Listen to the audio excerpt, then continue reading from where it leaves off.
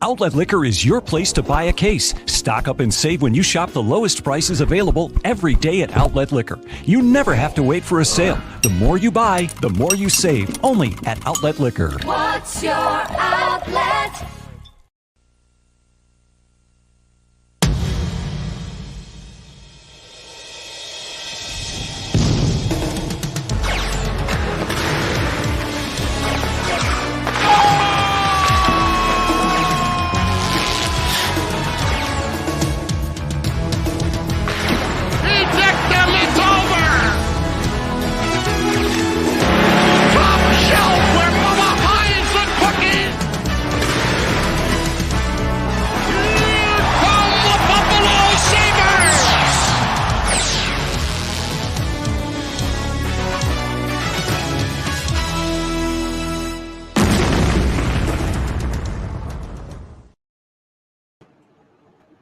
Welcome, everybody, to another edition of I'll Hang Up and Listen.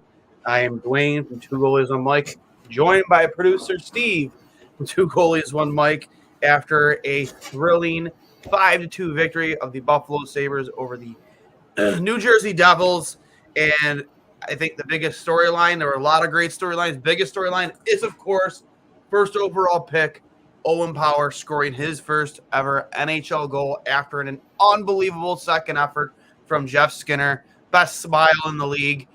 Steve, give me a breakdown, man. How are you feeling after, again, another very impressive win from Buffalo?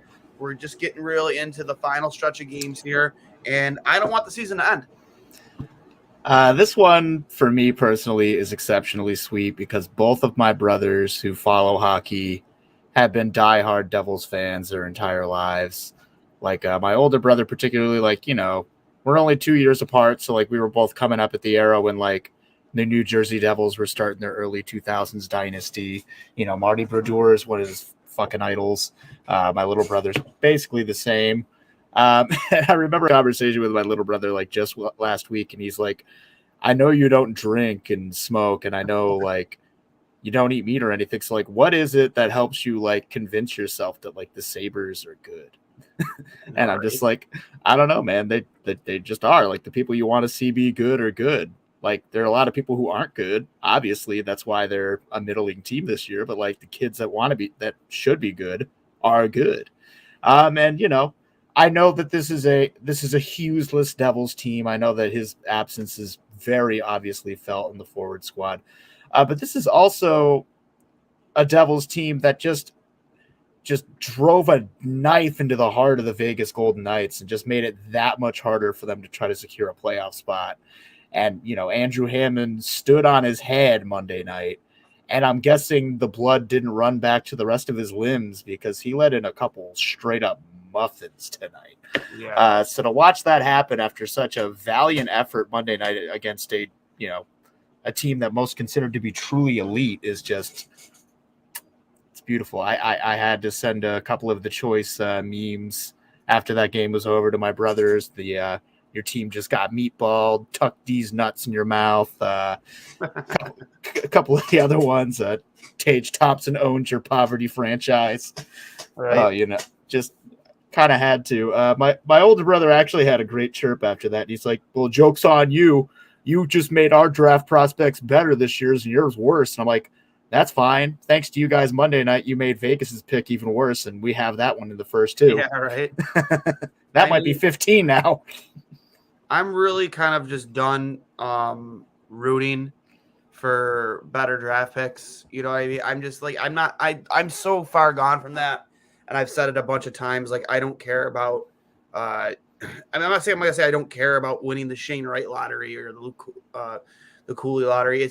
For me, it's about building the winning culture now going into next season. It's about, building this team as a family and getting a better grasp on where we're heading going into the 2022-2023 season. And, you watch this team play night in and night out. They don't give up on themselves. They don't give up on each other. They have their moments, as Matt here in the comments mentioned before I started talking, is they do look shaky from time to time, but they get themselves out of those holes, they get themselves out of those ruts, and they close out games. And it's so nice to see the guys that you want to be scoring. Your Jeff Skinners, your Tage Thompsons, your Olofsons finally, and your Alex Tuck, and then of course Owen Power getting on the board for the first time in his NHL and Sabres career was really just beautiful.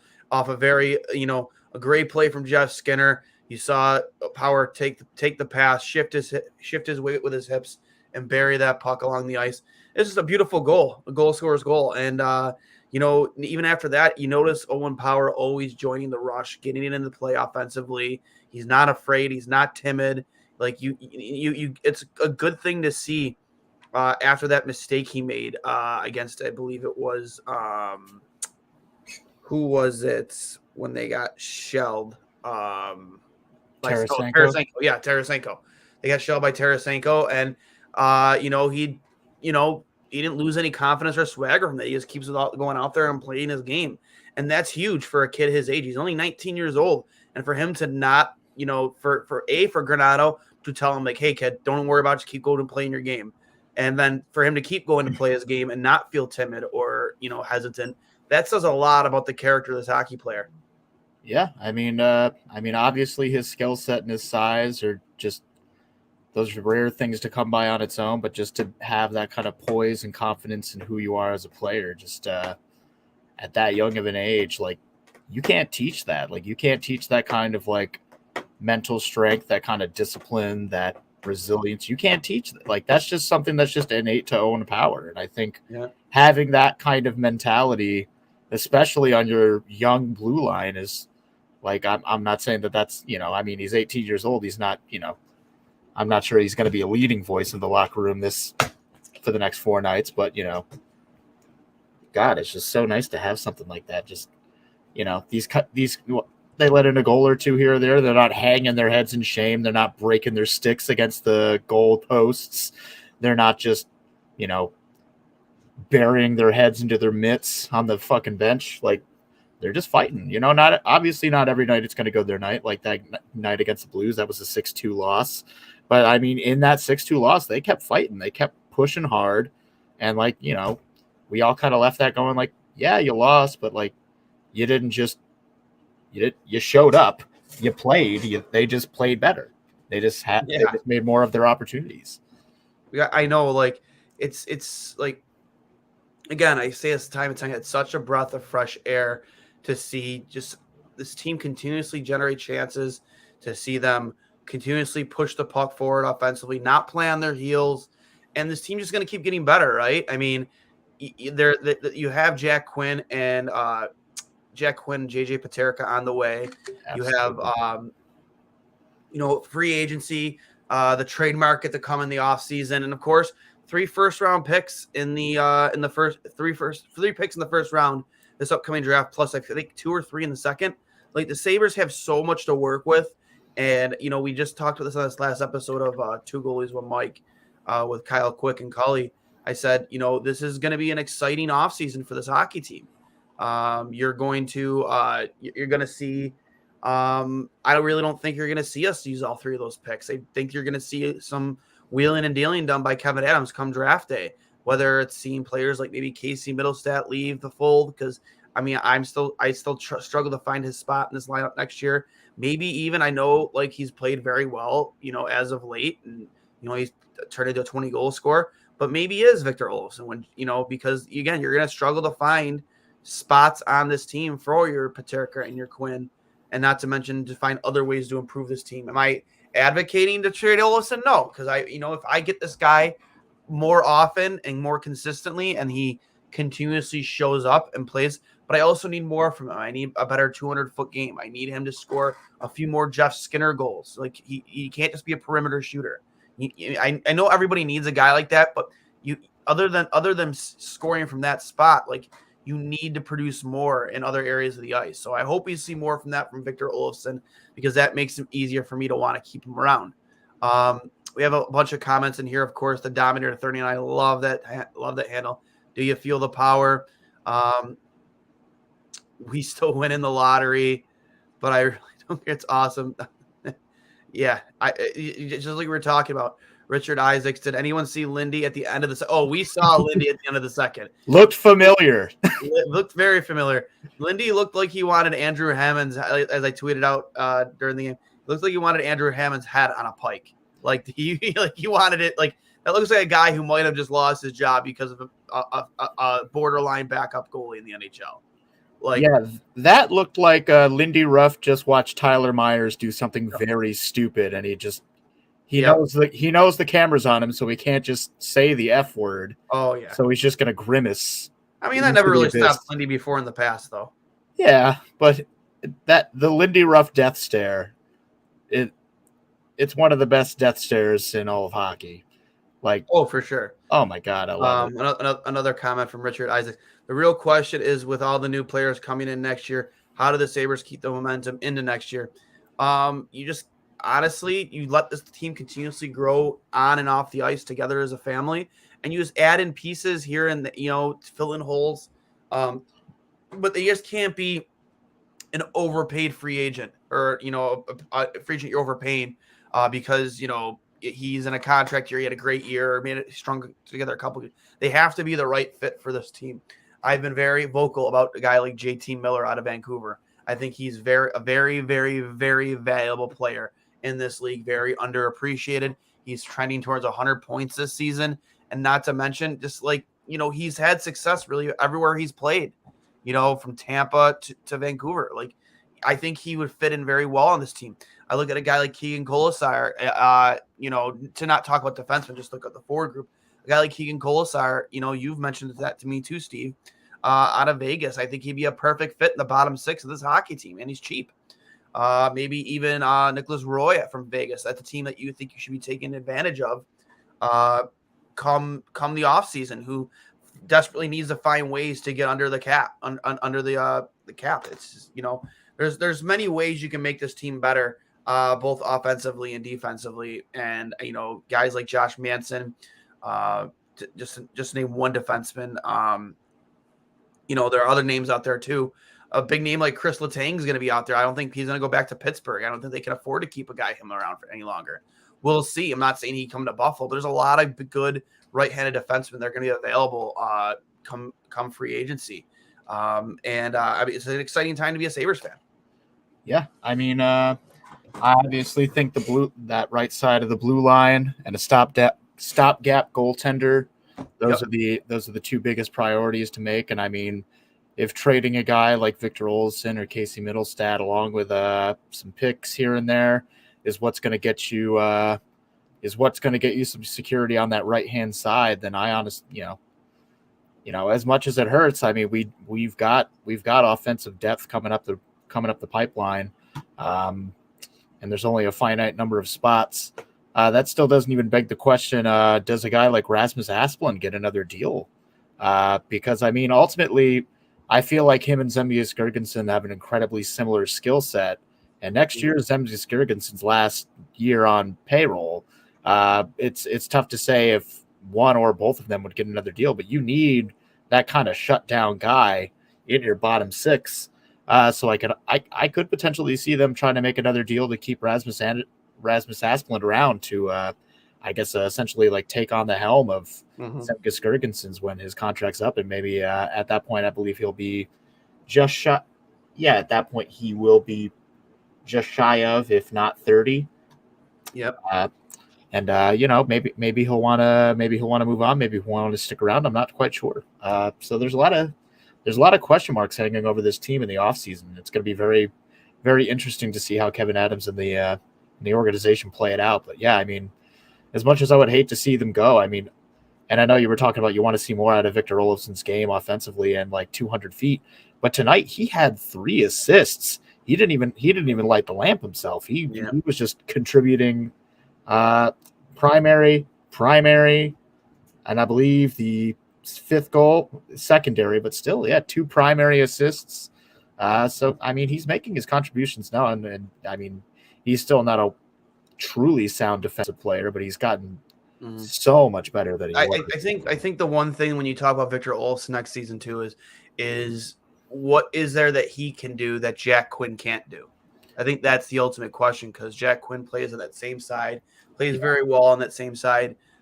Maybe he doesn't have the same dangerous shot as Victor Olofsson, but he still has a pretty unbelievable shot. Plus, he's a better skater and he just plays a better all around game. And he's just really starting to scratch the surface of his game professionally.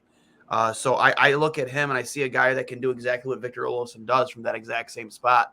But that doesn't mean you still can't hold on to those two guys. It's just when you're trying to build a roster and improve this team for next year and make moves that will make your team better, who kind of suffers, for the sake of that. And, he is one of the guys that might suffer because he doesn't play a physical style. He doesn't engage in physical battles. He doesn't, he doesn't win a lot of puck battles along the boards. That's not his style. So, who knows? Maybe it's not Victor Olofsson. Maybe it's Casey Middlestad. It's Rasmus Asplund. It's a handful of other guys, Vinny Hinostroza. We'll see. I don't know. But I do expect Kevin Adams to have a very, very busy offseason. Yeah, it's gonna be interesting. I mean, I'm definitely just curious to see what happens with the goaltending. I feel like that's just like the biggest question mark. I mean, especially with Levi and Portillo going back to college, so neither one of them is going to be in the AHL. Yeah, trying to get their feet wet in the pros. We still don't know if UPL is going to be the guy that gets called up to come to the NHL, what his physical situation's like, what his mental state's like in that regard. So yeah, I mean, between the pipes is definitely the biggest concern for me. But obviously we got to secure that right hand side because we can't just have Rasmus Dahlin playing on his offhand. I think if Rochester gets to the playoffs and depending on how well UPL plays, that's going to be a big deciding factor of where his career is next year. Is it here in the NHL with Buffalo? Is it somewhere else? Is it still in Rochester? Because I think if you're going to depend on him next year to be either your 1A or 1B, probably more likely your 1B, you need him to show out in a high pressure situation in the AHL playoffs. He's been playing very well as of late. That needs to continue. Obviously the health issues with his hips and his lower body is also a concern too, but you can't really always look at that in the determining factor of, is this a guy who can, help be a starting goaltender for my team in the future? You can't always just look at the injury history. You have to look at the body of work. And right now it's very touch and go. He has his streak. He's very streaky. So, but we'll see. He's been playing very well. I hope he continues this trending in the playoffs because I think these young players, because you would expect Krebs to go back, right? He would probably go back to Rochester. I believe they made it known that if the playoffs happen, that Krebs and Samuelson will absolutely go. Yes, and Casey Fitzgerald, of course. Yes, so those are guys that are going to be getting important playoff games at maybe not the NHL level, but at the professional level. That's going to be a very important in terms for their development. Even though they're playing very well up here in the NHL, nothing can really replace playoff hockey. The atmosphere of it, the feeling of it, just, the pressure of it, nothing can replace that. So they're going to get that experience in the AHL if they do make the playoffs. It's very important for them. So, with all things considered, this is a very big stretch of games for UPL and the Rochester Americans. Yeah. It's kind of like Vegas. It could just as easily fall apart as it could come together. They really got to win every single one they've got left. And 2 of their last games, I believe, are against the division-leading Utica Comets. But a lot of the regulation losses that Utica has had this year have been at the hands of Rochester. So it's definitely an interesting local rivalry in that regard. So that's actually, I almost wish I wasn't going to RJ's last call in person with you next Friday because that final game of the season is going to be intense. But I don't want to spin anybody out, but UPL has been with the franchise long enough that his ELC is actually up at the end of this season. So he's going to be an RFA this summer. So this stretch of games is actually not just important for his development, but also important to decide, is he going to get another contract with us or okay, have fun. Yeah, exactly. Yeah, I honestly thought he had one more year on an ELC, but I was sorry for the mistaken. Thanks to Cap. I've kept this comment up here because I like this comment a lot. Another 3-game win streak. Everyone is clicking. Congrats to Power on his first NHL goal. This is becoming a brotherhood. I couldn't agree with more, Chris. This has become a brotherhood. We've been preaching this for a while. This team has become a family. Man, dude, the peanut gallery is bumping tonight, Steve. Lots of people getting chiming in. Right on. A great name who I think would be great in Buffalo is Ryan Lomberg. Over here, Ryan Lomberg. I think you fit perfectly in the bottom 6. I couldn't agree with you more. There are a lot of names out there that I think that could fit very well in Buffalo. A lot of glue guys, Ryan Lomberg being one of them. Like you're saying, Jack Quinn can't score 20, 25 goals in an Olsen role on a cheaper deal. Absolutely could. I think Jack Quinn next year is a 50 plus point scorer. 100%. Has over 50 points. I don't see why not. He can't with what he's done in the AHL is pretty remarkable considering the injuries he's dealt with this year. So for him to get a full offseason, a training camp here with the Sabres, and hopefully working with a lot of players in the team, I would expect this team to really stay together for a good portion of the offseason, train together, and really get ready for the next year. Especially when you have guys like Alex Tuck in this locker room, who I think are going to stick around here and really try and keep these kids together and keep this team and keep the momentum going even in the offseason. Chris Turk, the Brotherhood of Buffalo. Love it. We already saw that one. But yeah, I'm extremely excited, Steve, for what's to come with this team for in the last stretch of games, to go to RJ's final call with you against Chicago, with Pat Kane in the house. To have this many 20 goal scorers on a Buffalo Sabres hockey team, 2 of them 30 goal scorers. One of those guys could possibly touch 40. We'll see. I don't know, man. It's just, I don't want this season to end. Yeah, and I think that's the first time anyone said that at the late April in about a decade here. Absolutely. Yep, freedom prospector. We need some serious grit next year. Couldn't agree with you more. That's why, both me and Steve, more so than me to start with, but Keegan Colasar is a guy that I think could provide that. I think that Vegas is a team that's going to be willing to really part with a lot of pieces to try and get these high-end players under their cap. No joking. I feel, listen, I love Robin Leonard. I think he's very outspoken and he uses his platform for a lot of good. But that contract and the moves they've made in net is really starting to hurt that team. Yeah. I mean, whoever they get in the bottom 6, they got to be a big guy. This year our heavy is John Hayden, and if you've seen the few fights he's been in, it's not really much. It's just a little bit of grappling. One light. I won't take anything away from a guy that wants to drop the gloves and defend his teammates. Like all power to John Hayden. There's a lot of anxiety that goes into that role. Those guys really, they know what their role is and what they're there for. Maybe not so much with John Hayden, because he's not a bad skater. He can still play to an extent. Whereas your previous heavies in the league, they're there for one reason and one reason only. At least maybe John Hayden could get, contribute an apple or a goal here and there every once in a while. Are you trying to say Patrick Coletta was not a 200-foot player? Is that I loved Patty Coletta. I thought that guy would have put his face in front of a Shea Weber slap shot, 7 days a week, twice on Sunday, if it meant helping his team win. And you can't teach that. That's the type of commitment and passion that you just can't teach in any sport. Yeah, Patty Coletta would take a bullet for you, and then he'd put a Lego with the bullet hole. And Cousins can't be our scrapper again. I couldn't agree with you more. We need those nice to see him hands fight. Nice to see him fight, but you don't want to always see that guy fighting. Absolutely. Vegas and Toronto are kind of in the same boat. What is next for them if they don't succeed? Yeah, Toronto is a really on a bubble team right now. They have so much money tied up in those big 4 players. Your Matthews, your Marner, your Tavares and Nylander. So much money tied up in those 4 guys. If they can't get past the first round this year, it's going to be full on fire sale. I think not with the players, but the entire staff is getting fired. The GM is getting fired. Oh yeah, there's no doubt about it.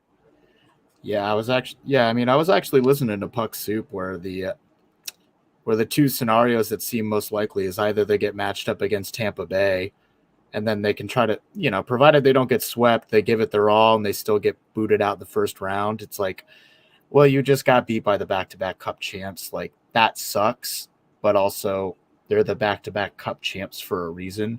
Yeah. But if they match up against Boston again and get beat by Boston again, just based on the history, people are going to riot. That's it's I personally, over. If they find, I don't know if it's possible if they match. Toronto just becomes a hole in the ground where a city used to be. I think it's more poetic, and I don't know if it's possible at this point. But if they can find it, there can be a way where they match up with Carolina in the first round and they lose to Freddie Anderson. Oh my God. Could you imagine that fan base? Could you imagine this them getting swept by Freddie Anderson? That fan base will lose its fucking mind. Like collectively, they'll want to burn the arena to the ground. Holy shit. Could they get Dave Ayers to play the first game? Would be absolutely amazing. And it's that franchise. Oh, it's that franchise.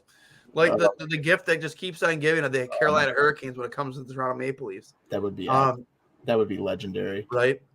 But just real quick, I just going into RJ's final call, like there's so much so much to be happy about this season, but to know that this is going to be his final season, that will be his final call, and then to go from this season to next year where there's so many things, and honestly, I really do think this team is borderline playoff team next year, depending on how this offseason goes.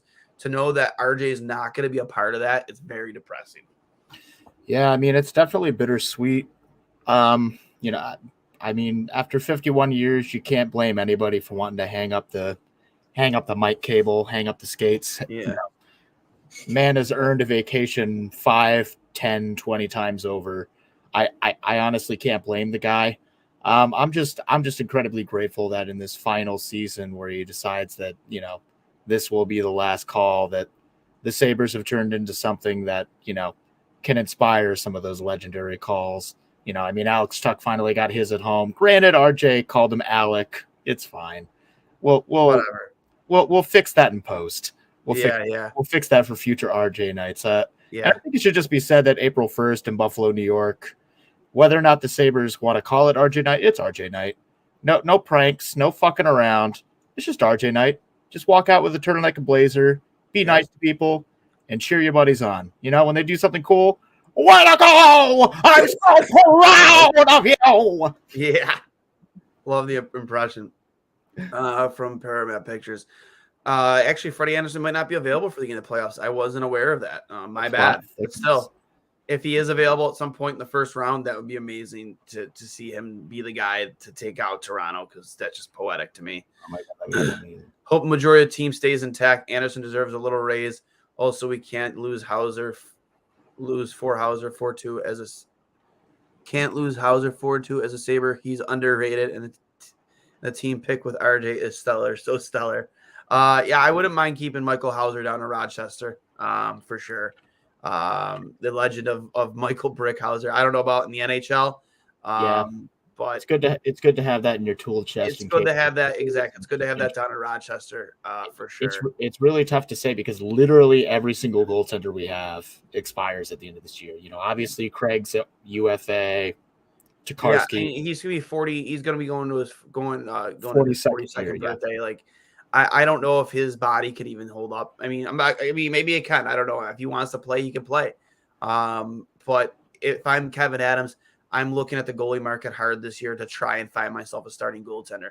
I'm not saying Craig Anderson can't be a part of the equation next year, but I really think that you need to find a younger, more versatile goaltender, to start between the pipes, who will give you a chance to win, and can play 50 plus games for you.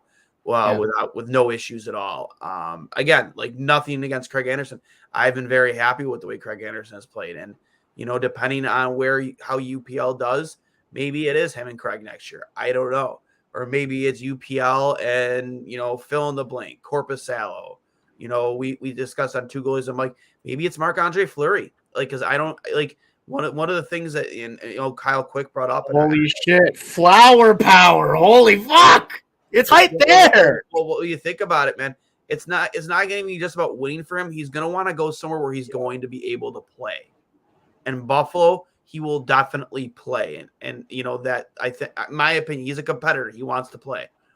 He's probably not very happy. He's not very happy with the way things ended in Vegas. Went to Chicago, played in Chicago, but Chicago just wasn't very good, even though he played well. And then, you know, what's going on with Minnesota, him and Cam Talbot sharing the net. You know, Cam Talbot, I'd imagine, would be the guy going into the playoffs. You have that insurance of Marc-Andre Fleury is your backup. But I think next year, if he does decide to come back, I think he's been pretty vocal that he does, is he's going to want to play. And Buffalo is definitely a location where he would absolutely play. So I would absolutely love there are some names out there that you could bring in that would hopefully be an upgrade over what we have now. And again, that is not a knock on Craig Anderson, because Craig Anderson, I think, exceeded all of our expectations this year. But at the end of the day, he's going to be 42 years old. And I just, if I'm going to try and make playoffs next year, I don't want to put all my eggs in the basket of a 42-year-old goaltender. He can be part of the solution in a 1A, 1B situation if things with UPL don't work out. But I don't want to have to rely on that guy to be the guy for 50-plus games next year. That's a tall order for anybody, especially when you're in your 40s. But let's give a couple clicks to the guys. Let's pump his tires real quick.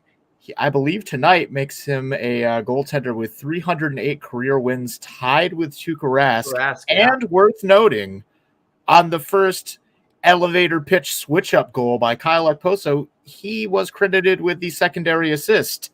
So Craig Anderson has 1 point on the score sheet.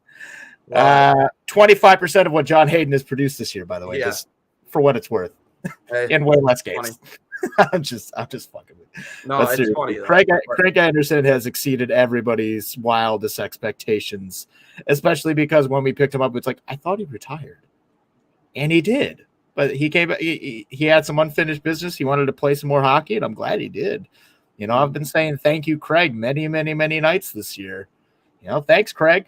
Thanks for being there. You know what you're doing, and you do it pretty damn well because you've been doing it pretty much your whole darn life. Listen, if he decides to call it a career after this season, first place I'm going is the Sabres store to buy a Craig Anderson jersey on discount, because I wouldn't mind having a Craig Anderson jersey, because I've always been huge. Craig Anderson has always been one of my favorite goalies the last 10 years.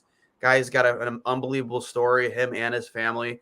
A battler, you know, underdog, but, you know, he's just a good guy, a good locker room guy, a leader. And you just love to see a guy like that to come here and succeed in the games he's played. And again, tonight he played very well. That glove was very active tonight, made a lot of big time saves. The one diving breakaway save was very Hatchik-esque. I loved it. Again, I'm not against him being here next year, but you need to find, you can't depend on him to be your 1A. I don't want to be put in that situation, because worse, you know, what happens if we get 5 games into the season and he gets hurt? And then we're looking at, well, now we're going through the carousel of goaltenders again. You know, you don't want to be put in that situation if you're Kevin Adams searching for a goalie halfway into the season, because goaltending's costing you games. Like when we didn't have Craig Anderson this season, we went 7-31. You know, if you're not talking overtime points, 7-31 between Dustin Tokarski, Aaron Dell, UPL, Malcolm Subban. Yeah, like that's terrible. That's terrible. That's not going to get you to the playoffs. Horrible, horrendous. That's Carter Hutton level bad. That's not good.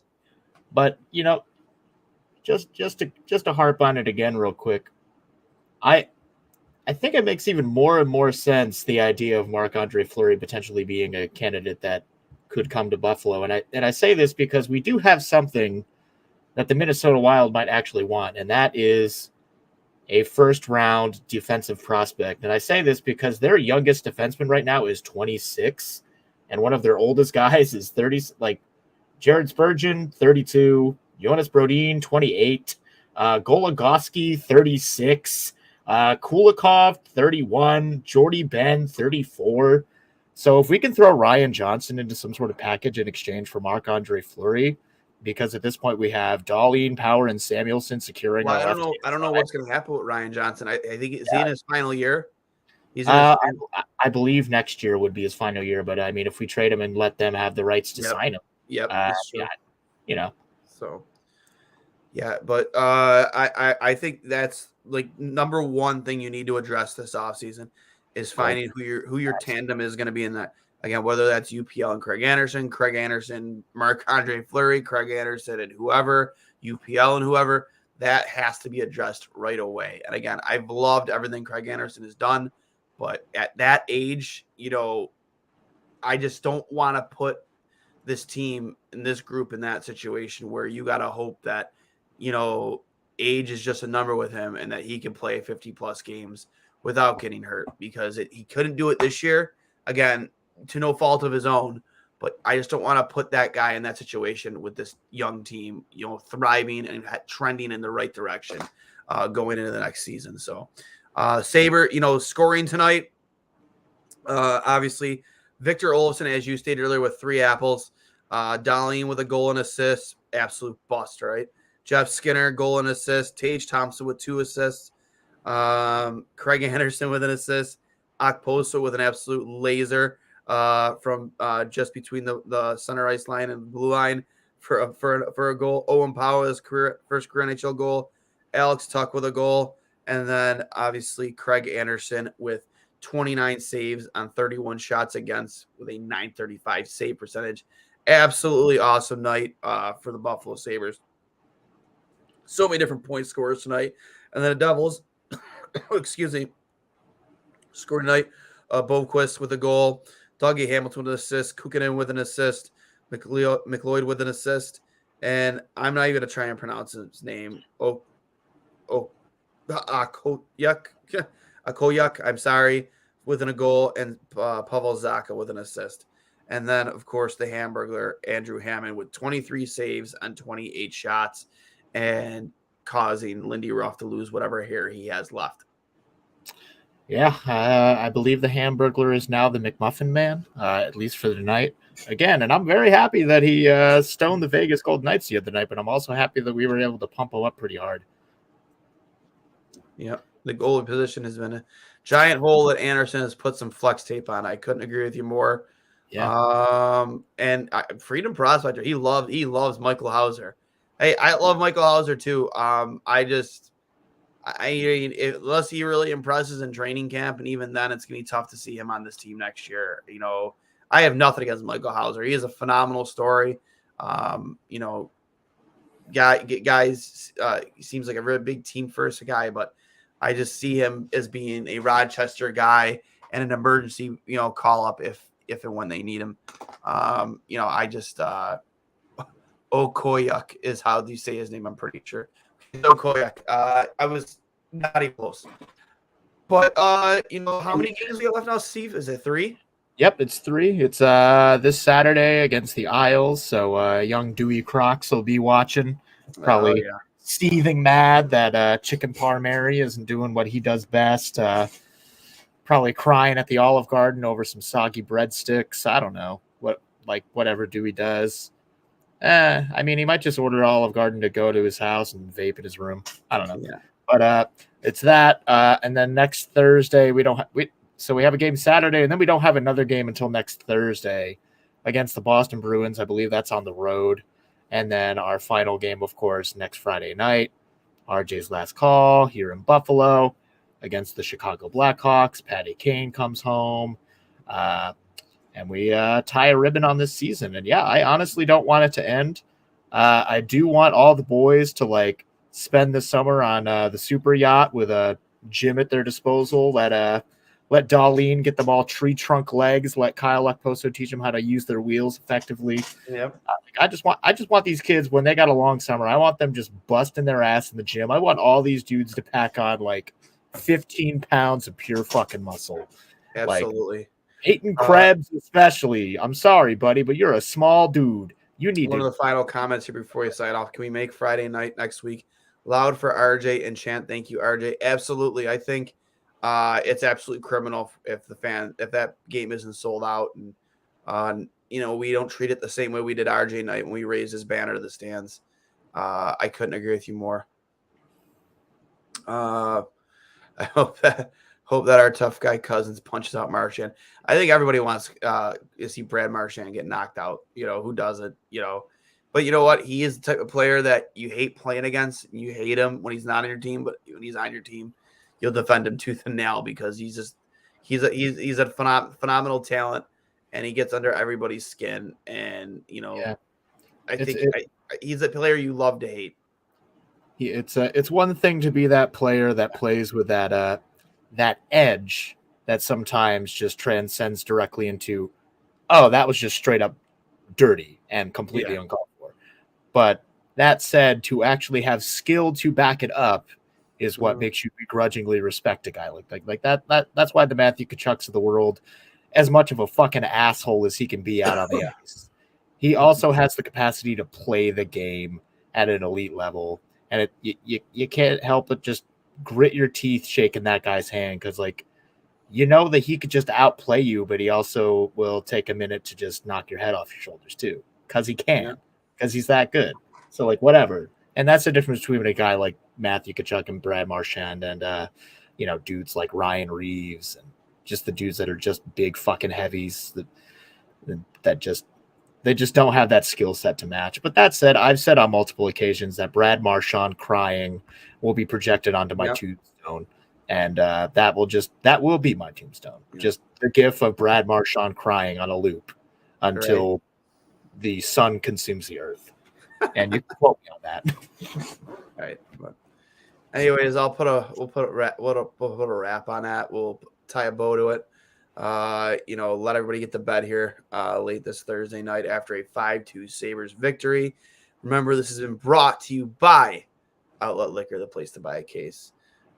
Don't haste. Get to Outlet Liquor over on Georgian Boulevard in Buffalo. I am Duane. This is producer Steve from Two Goalies, One Mike, signing off after, again, another big Buffalo win. 3 games left in the season. Hopefully we can go on a little 6-game winning streak here. Thanks to everybody who decided to chime in and leave a comment. Make sure you're subscribed to Two Goalies, One Mic on all platforms for your podcasting between Apple Podcasts, YouTube, Spotify, wherever you get your podcasts. We appreciate the follow. And I'll hang up and listen. In 3 words, everybody, let's go Sabres.